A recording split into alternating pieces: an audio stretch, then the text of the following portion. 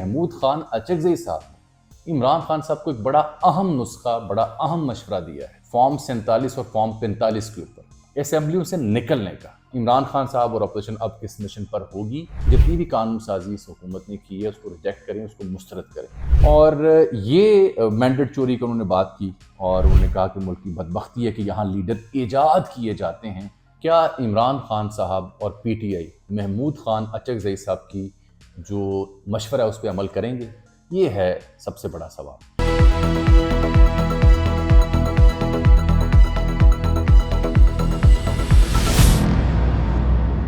السلام علیکم پائن، اجمل جامعہ آفیشیل میں خوش آمدید۔ آج دن ہے پیر و فقیروں کا، یعنی جمعرات 27 فروری 2025 سے اب یہ خاک سر آپ سے مخاطب۔ یہ میرا یوٹیوب چینل ہے اجمل جامعہ آفیشیل۔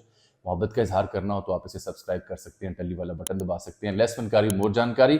قومی کانفرنس اپوزیشن کی جن حالات میں ہوئی، جس طرح سے بندشیں ان کو سہنا پڑیں، اور پھر 9 نکاتی جو اعلامیہ آیا، اس پر بات ہوگی۔ محمود خان اچکزئی صاحب نے عمران خان صاحب کو ایک بڑا اہم نسخہ، بڑا اہم مشورہ دیا ہے فارم 47 اور فارم 45 کے اوپر اسمبلیوں سے نکلنے کا۔ یہ بڑی امپورٹنٹ ڈیولپمنٹ ہے، اس کے اوپر میں بات کروں گا آپ سے۔ اور پھر جو جمہوریت ہے پاکستان میں ویسے تو مجموعی، وہ کس حد تک گری ہے۔ ہم جمہوری ہونے کا دعویٰ کرتے ہیں لیکن حقائق کیا ہیں؟ اکنامکس انٹیلیجنس یونٹ کی رپورٹ آئی ہے، وہ آپ سے ڈسکس کروں گا۔ 20 لاکھ پاکستانی ہجرت کر چکے ہیں، شہباز حکومت نے یہ دعویٰ کیا، مزمل اسلم نے۔ اور عمران خان صاحب اور اپوزیشن اب کس مشن پر ہوگی، یہ بات آج آپ سے میں کروں گا۔ سب سے پہلے قومی کانفرنس، کرکٹ کا بھی رونا میں نے رونا ہے، ابھی اینڈ پہ روں گا، میرے ساتھ آپ رہیں۔ دیکھیے، ایک ہوٹل ٹیولپ، دوسرا اسلام آباد، تیسرا ایک E11 کی کینوپی نہیں مل سکی، پھر وہ جو آسمہ جہانگیر صاحبہ والا وکلا کا ہوٹل ہے، وہاں پہ پہلا دن تو گزر گیا قومی کانفرنس کا۔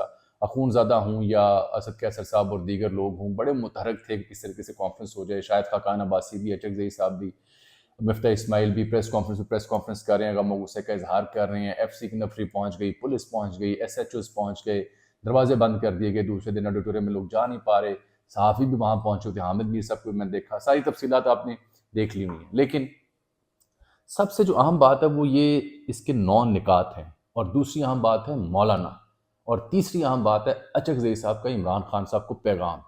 یہ جو پیغام ہے نا، اس سے میں بات کو آگے لے کے چل رہا ہوں، کیونکہ اس پیغام میں وہ نسخہ ہے جس نسخے کے اوپر اپوزیشن اور پی ٹی آئی کا کنسنسس نہیں ہو پا رہا۔ اور اگر اس نسخے پہ اپوزیشن آ جاتی ہے اور خان صاحب آن بورڈ آ جاتے ہیں تو صورتحال بدل جائے گی، بدل سکتی ہے۔ پہلا نسخہ تو یہ تھا کہ جناب مولانا فضل الرحمان اس قومی کانفرنس اور اس اپوزیشن الائنس کو لیڈ کرتے یا ان کے ساتھ فزیکلی پریکٹیکلی مل جاتے تو صورتحال بدل جاتی، لیکن مجھے خدشہ تھا، میری معلومات تھیں کہ مولانا شریک نہیں ہو سکیں گے۔ اطلاع یہ ہے کہ وہ سعودی عرب میں ہیں، انہوں نے ویڈیو لنک پہ آنا تھا، لیکن ایسا بھی شاید اس طرح سے نہیں ہو سکا۔ ان کی جماعت کی نمائندگی ضرور ہوئی قومی کانفرنس میں، لیکن وہ بات نہیں تھی۔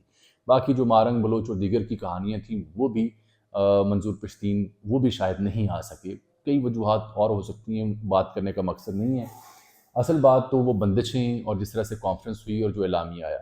مولانا فضل الرحمان کے حوالے سے میں آپ کو خبر دے دوں، مولانا آن دی فلور آف دی ہاؤس، یعنی اسمبلی اور ایوانوں میں اور پریس کانفرنسوں میں پی ٹی آئی کے آپ کو قریب قریب اور ہم نوائی کرتے محسوس ہوں گے۔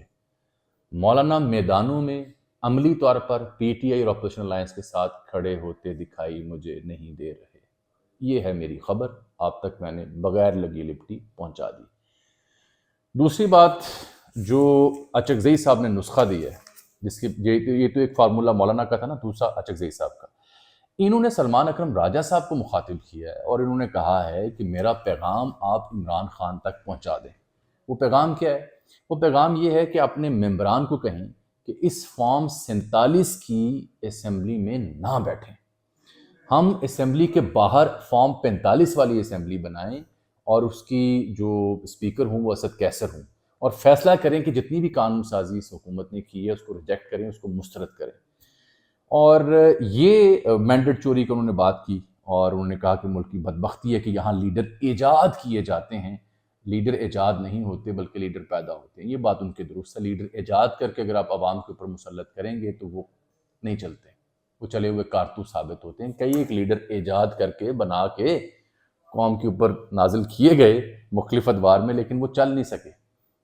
تھوڑا عرصہ چلتے ہیں، پریس کانفرنسیں ہوتی ہیں، ان کی مشوریاں ہوتی ہیں، ایسی جماعتیں بھی بنتی ہیں لیکن ٹھس ہو جاتی ہیں۔ آپ وہ استحکام پاکستان، جہانگیر ترین صاحب، علیم خان صاحب والی دیکھ لیں، آپ قاف لیگ دیکھ لیں، آپ مصطفیٰ کمال صاحب والی جماعت دیکھ لیں، پرویز خٹک بھی کوئی جماعت بنانے لگے تھے، ککھ نہیں، ایسے ایجاد کر کے جماعت یا لیڈر نہیں بنتے۔ لیڈر عوام کی وجہ سے پیدا ہوتے ہیں، عوام میں نکل کر پیدا ہوتے ہیں۔ تو یہ بات تو چکری صاحب کی ٹھیک ہے۔ اب جو سب سے بڑا سوال اور نسخہ ہے، کیا عمران خان صاحب اور P T I Mahmood Khan Achakzai صاحب کی جو مشورہ ہے اس پہ عمل کریں گے؟ یہ ہے سب سے بڑا سوال، کیونکہ اچکزئی صاحب صرف یہ نہیں کہہ رہے کہ ہم فارم 45 والی اپنی اسمبلی علیحدہ بنائیں اور جو فارم 47 والی اسمبلی ہے وہ چھوڑ دیں، بلکہ میں آپ کو خبر دوں کہ اچکزئی صاحب اصل میں ایک عرصے سے یہ کہنا چاہ رہے ہیں کہ اگر آپ نے اپوزیشن الائنس کو کامیاب کرنا ہے تو پھر سب سے بہتر نسخہ یہ ہے کہ آپ اسمبلیوں سے استعفیٰ دیں، قومی اسمبلی سے بالخصوص، اور اس صورت میں ایک بحران پیدا ہوگا اور حکومت مجبور ہوگی، سسٹم مجبور ہوگا بات چیت کرنے کو، تو پھر دیکھی جائے گی۔ تو یہ جو نسخہ ہے اس کے اوپر اب پی ٹی آئی نے فیصلہ کرنا ہے۔ میری اطلاعات یہ ہیں کہ پی ٹی آئی کئی بار اس نسخے پر غور کر چکی ہے، لیکن آپ کو یاد ہوگا ماضی میں بھی جب پنجاب اسمبلی اور دیگر استعفے پی ٹی آئی نے دیے تھے تو وہ نتائج نہیں نکلے تھے جو سوچ کر انہوں نے استعفے دیے تھے، بلکہ سسٹم چلتا رہا۔ اس لیے فارمولا یہ طے ہوا تھا کہ میدان خالی نہ چھوڑا جائے۔ اب اس مخمسے کا شکار ہوگا اپوزیشن الائنس کے چھوڑنی ہے اسمبلی یا نہیں چھوڑنی۔ اس لیے اچکزئی صاحب نے کہا کہ فارم 45 والی اسمبلی ہم علیحدہ سے لگا رہتے ہیں۔ مطالبات جو 9 کیے گئے ہیں وہ آپ نے دیکھ ہی لیے ہوں گے تفصیل سے، اچکزئی صاحب نے اور شاہد خاقان عباسی نے وہ مطالبات پڑھے ہیں۔ آئین اور قانون کی بالادستی کی وہ بات کر رہے ہیں، دھاندلی کا ذکر کر رہے ہیں، پارلیمان کی حیثیت نہیں ہے، آئین کی روح سے متصادم ترامیم کی وہ بات کر رہے ہیں کہ واپس کی جائیں، انسانی حقوق کی اور گرفتاریوں کی، رہائیوں کی، عوام اور میڈیا کی بندش کی، بلوچستان اور کے پی میں پانی کے مسائل کی، اور آزادانہ انتخابات کی مانگ کر رہے ہیں۔ یہ تو ہے اس کہانی، یہ پوری کہانی کا خلاصہ، اور مولانا کا میں نے ڈسکشن بھی آپ سے کر لی ہے۔ باقی رہنمائی مخاطب وہ آپ دیکھ چکے ہیں۔ اب میں نے بات کرنی ہے آپ سے اسی سے جڑی دوسری، کہ یہ جو سٹیٹ آف ڈیموکریسی ہے پاکستان میں، اس کا حال ہے کیا؟ جو اکنامک انٹیلیجنس یونٹ ہے IEU، اس نے ایک نئی رپورٹ جاری کی ہے پاکستان کے حوالے سے۔ یہ ذرا غور سے اور دھیان سے سنیے گا۔ پاکستان کی جمہوریت کی جو درجہ بندی ہے، یہ 2024 میں فروری میں جو انتخابات ہوئے تھے اس کے دوران ہونے والے پرتشدد اور سیاسی انتشار کی وجہ سے پیدا ہونے والے واقعات جو رونما ہوئے، ان دو وجوہات کی بنیاد پر پاکستان میں جمہوریت کی جو گریڈنگ ہے، درجہ بندی ہے، وہ 2024 میں کم ہوئی ہے۔ مثلاً 2023 میں بھی جمہوریت کی درجہ بندی کو اچھی نہیں تھی، وہ 3.25 تھی، جو اب کم ہو کر 2.84 رہ گئی ہے۔ اور کمی اس میں واقع ہوئی ہے، جمہوریت کی سٹیٹ اور جمہوریت کی جو درجہ بندی ہے پاکستان میں مزید گری ہے، مزید ابتر ہوئی ہے، اور اس کی وجہ اکنامک انٹیلیجنس یونٹ قرار دیتا ہے سیاسی بحران کو اور انتخابی مسائل کو۔ اس رپورٹ میں یہ بھی لکھا گیا ہے کہ جو عام انتخابات 2024 کی اس میں پرتشدد واقعات پیش آئے ہیں، ایک مقبول سیاسی جماعت کے سربراہ کو جیل بھیجا گیا ہے اور مینج کرنے کی کوشش کی گئی ہے۔ Free and fair election network جو ہے فافن، اس کے مطابق 2024 کے عام انتخابات میں ووٹر ٹرن آؤٹ سب سے زیادہ رہا، مگر انتخابات سے پہلے اور بعد کے حالات میں جمہوری حقوق اور آزادیوں پر سوالات اٹھائے۔ حکومت فافن کی رپورٹ ماننے کو تیار نہیں ہے، اس کو باعث رپورٹ قرار دیتی ہے، لیکن جو اکنامک انٹیلیجنس یونٹ نے رپورٹ دی ہے اس کے اوپر کچھ ابھی کہنے سے حکومت قاصر ہے۔ یہ ہے درجہ بندی جمہوریت کی۔ مزمل اسلم صاحب نے اسی پہ دعویٰ کیا کہ جب سے شہباز سرکار آئی ہے 20 لاکھ لوگ ہجرت کر چکے ہیں، پڑھے لکھے لوگ ملک سے باہر نکل چکے ہیں۔ یہ مزمل اسلم صاحب کا دعویٰ ہے، حکومت اس کی تردید کرے تو پھر لطف آئے۔ پھر جو ایک اور بڑا اہم نقطہ تھا جو میں نے آپ سے ڈسکس کرنا ہے، وہ رانا ثناء اللہ صاحب کا ہے۔ رانا ثناء اللہ صاحب منصور علی خان صاحب کے شو میں بھی تھے، ایک دو اور جگہوں پر بھی تھے۔ کرکٹ بورڈ اور جو پنجاب سرکار کے اشتہارات چھپے 60 صفحات پر مبنی، اس کے اوپر انہوں نے بڑی زومانی گفتگو کی ہے۔ اشتہارات کے اوپر انہوں نے منصور علی خان صاحب کو کہا ہے کہ مریم اورنگزیب صاحبہ سے بات کی جانی چاہیے یا وہ بہتر بتا سکتی ہیں۔ تو منصور علی خان صاحب نے توجہ دلائی کہ انفارمیشن منسٹر تو عظمیٰ بخاری ہیں، تو وہ مسکرا دیے، انہوں نے بار بار مریم اورنگزیب صاحبہ کا نام لیا۔ اب آپ سمجھ سکتے ہیں کہ رانا صاحب کیا کہنا چاہ رہے تھے، یا میں مزید سمجھاؤں۔ دوسرا، انہوں نے کرکٹ بورڈ اور کرکٹ کی جو پرفارمنس ہے جس میں میں نے بات بھی کرنی ہے، اس میں انہوں نے کہا جی کہ لوگ اپنی طاقت پر کرکٹ بورڈ میں آتے ہیں اور مرضی کرتے ہیں. ان کی مراج جو ہیں حیران کن ہے. یہ رانا ثنا کہہ رہے ہیں, یہ پی ٹی آئی یا اپوزیشن نہیں کہہ رہی, حکومت کے اہم رکن کہہ رہے ہیں, اہم وزیر کہہ رہے ہیں کرکٹ کے حوالے سے. کسے سنا رہے ہیں یہ؟ ہاں جی, سنانا تین ہوں تے کہنا نون ہوں, یہ تو اس طرح کی مجھے بات نظر آ رہی ہے. تو یہ رانا صاحب کہتے ہیں جی کرکٹ بورڈ میں مینٹور 50 سے 60 لاکھ روپے تنخواہ لے رہے ہیں, لیکن انہیں پتہ ہی نہیں کام کیسے کرنا ہے. پچھلے 10 سال دیکھیں بورڈ میں کیا ہوتا رہا, کالج اور کلب گیمز کی کیا حالت ہے. اور انہوں نے کہا جی یہ مراد اگر آپ ان کی دیکھیں تو آپ پریشان ہو جائیں, یہ پاکستان ہے یا کوئی یورپی ترقی یافتہ ملک.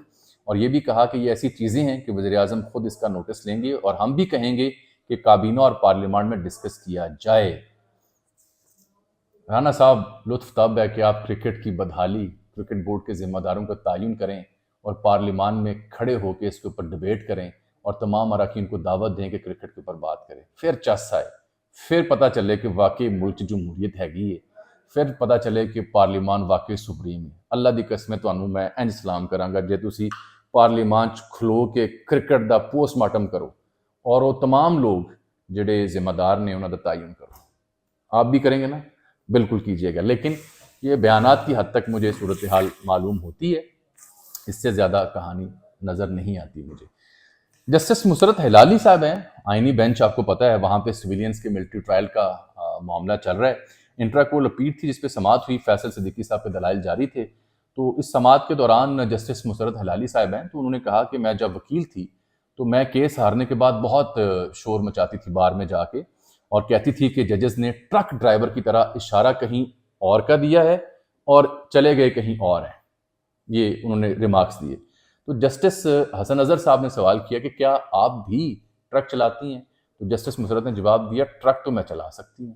انہوں نے کہا جی میرے والد ایک فریڈم فائٹر تھے, ان کی ساری عمر جیلوں میں گزری. والد کی شاعری ان کی وفات کے بعد ایک پشتون جرگہ میں کسی نے پڑھی تو شاعری پڑھنے والا گرفتار ہو گیا. احمد فراز کیس کا بھی وہاں حوالہ آیا اور احمد فراز کی ایک نظم کے بارے میں بھی ڈسکشن ہوئی. لیکن یہ ریمارکس کی حد تک ہے, چونکہ ٹرک چلانے کا انہوں نے دعویٰ کیا کہ جسٹس مسرت صاحبہ جو ہیں وہ آئینی عدالت کے فیصلے کرنے کے علاوہ ٹرک بھی چلا لیتی ہیں. ماشاءاللہ خواتین کو ایسے ہی امپاورڈ ہونا چاہیے. آپ جانے سے پہلے کرکٹ کا نوحہ, پاکستان کا لیجنڈ بیٹسمین یونس خان کس ٹیم کے ساتھ وابستہ ہے؟ افغانستان کے ساتھ. افغانستان نے انگلینڈ کو ناک آؤٹ کر دیا چیمپئنز ٹرافی سے, باہر نکال دیا. شاندار میچ انہوں نے جیتا ہے, لیکن وہ یونس خان ہماری قومی ٹیم اس سے مستفید کیوں نہیں ہوتی, یہ سوال ہے. اسی انگلینڈ ٹیم جس کو شکست ہوئی, انہی کا ایک بڑا بلے باز جوناتھن ٹروٹ جس کا میں کئی دفعہ ذکر کرتا ہوں, وہ افغان ٹیم کے ساتھ ہے. اس نے ان کی مدد کی, اس نے ان کی نفسیاتی کنڈیشن بہتر کی, نرو سٹرونگ کی, اور افغان ٹیم نے کمال کر دیا. ایک افسوسناک واقعہ پیش آیا کہ جیسے پنڈی اسٹیڈیم میں ایک بندہ ٹی ایل پی کا آ گیا تھا, جس کے اوپر میں نے گزارش کی تھی کہ یار ایسا نہ کریں, پرابلم ہوتی ہے. یہاں بھی ایک عبید اللہ خان جوڑے پل کا لاہور کا رہائشی ہے, وہ بھی میدان میں گھس آیا, تو اس کو بھی پولیس نے گرفتار کیا کہ اس نے ضابطۂ اخلاق کی خلاف ورزی کی ہے. میرا خیال ہے تمام شائقین جو میچ دیکھ رہے ہیں ان سے میری گزارش ہے کہ یار بڑی مشکل سے 29 سال بعد کوئی کرکٹ کا ایونٹ آئی سی سی پاکستان میں آئی ہے, ان کو جواز نہ دیں کہ جی یہاں سیکیورٹی ٹھیک نہیں ہے, یہ گڑبڑ کریں گے, پرابلم کریں گے. پاکستان کے لیے بری خبر یہ ہے کہ 29 سال بعد آئی سی سی کا کوئی ایونٹ ہو رہا تھا اور ہم ایک بھی میچ نہیں جیت سکے. وجہ بنگلہ دیش اور پاکستان کا میچ کال آف ہو گیا, بارش کی وجہ سے پنڈی میں ہو رہی ہے, میچ نہیں ہو سکا. میری خبر بھی ہے, میں نے اردو نیوز پہ کالم بھی لکھا ہوا ہے کرکٹ کی بدحالی کے اوپر, کہ بجائے اس کے کہ آج پلیئرز یہ سوچتے ہیں کہ یا اللہ موسم ٹھیک ہو جائے, ہم کھیلیں, کچھ قوم کو مسکرانے کا موقع دیں, سینئر پلیئرز ایک دوسرے کو یہ کہہ رہے تھے یار چنگی گل ہے بارش یوں ہوتی رہے, میچ نہ ہی کھیلی چنگی گل ہے. جب یہ حال ہوگا تو پرفارم یہ خاک کریں گے.